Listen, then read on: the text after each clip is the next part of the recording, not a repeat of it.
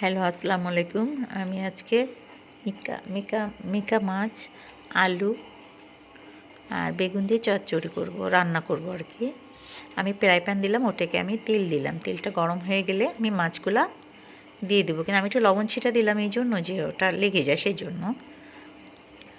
মাছগুলো আমি ভাজি করে নেব।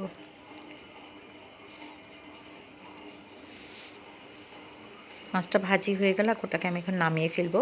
কড়াই দিব। আচ্ছা, কড়াইতে আমি তেল দিব।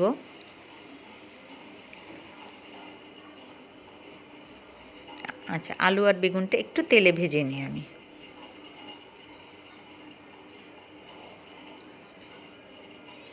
ওটাকে এখন নামিয়ে আমি কড়াই দিয়ে আবার তেল দিলাম।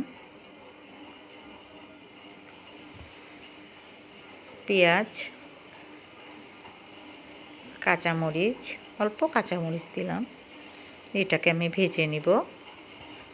এখন আমি দিয়ে দিলাম জিরা বাটা, রসুন বাটা, আদা বাটা, লবণ, হলুদের গুঁড়ি, ঝালের গুঁড়ি।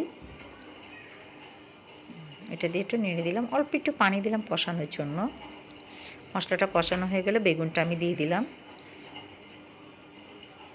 ওটাকে একটু নেড়ে চেড়ে দিলাম, দিয়ে আমি একটু কষানো পানি দিলাম। কষানোটা হয়ে গেল। এখন আমি একটু ঝোলের পানি দিলাম। মাছগুলো দিয়ে দিলাম। একটু ধনিয়ার পাতা দিব। হয়ে গেছে, দেখেন লুকটা কত সুন্দর হয়েছে। যদি আপনাদের ভালো লাগে তাহলে আমাকে একটা লাইক, কমেন্টস, সাবস্ক্রাইব করবেন, আমার পাশে থাকবেন। আল্লাহ হাফিজ।